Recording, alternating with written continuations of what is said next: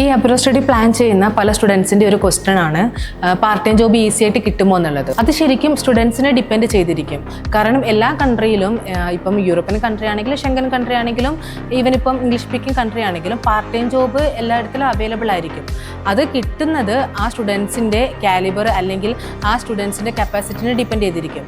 ഇപ്പം നന്നായിട്ട് ആക്റ്റീവ് ആകുന്ന അല്ലെങ്കിൽ കമ്മ്യൂണിക്കേഷൻ അല്ലെങ്കിൽ ഒരു കണക്ഷൻ നന്നായിട്ട് വെക്കാൻ പറ്റുന്നൊരു കുട്ടിയാണെങ്കിൽ അവർക്ക് ആ രാജ്യത്ത് പോയി കഴിഞ്ഞാൽ ഓരോ സ്റ്റുഡൻസിനോട് ചോദിച്ചും നോർമലി എന്ന് വെച്ചാൽ അവിടുത്തെ സിറ്റിസൻസിനോട് ചോദിക്കുകയാണെങ്കിൽ അവർ തന്നെ അറേഞ്ച് ചെയ്ത് തരും. സോ ആ ഒരു കമ്മ്യൂണിക്കേഷൻ സ്കിൽ അവിടെ വേണം. സോ അതുണ്ടെങ്കിൽ അവർക്ക് ഈസി ആയിട്ട് പാർട്ട് ടൈം ജോബ് കിട്ടും. അതേ സ്ഥാനത്ത് സ്റ്റഡീസിന് മാത്രം ഫോക്കസ് ചെയ്ത് എനിക്ക് ആരെങ്കിലും ജോബ് ഇങ്ങോട്ട് തരുമോ അല്ലെങ്കിൽ ഞാൻ ഇന്ന ജോബിന് മാത്രമേ അപ്ലൈ ചെയ്യുള്ളൂ എന്ന് വിചാരിച്ചാൽ നമുക്കത് കിട്ടണമെന്നില്ല. കാരണം നമ്മുടെ രാജ്യമല്ല, പുറം രാജ്യമാണ്.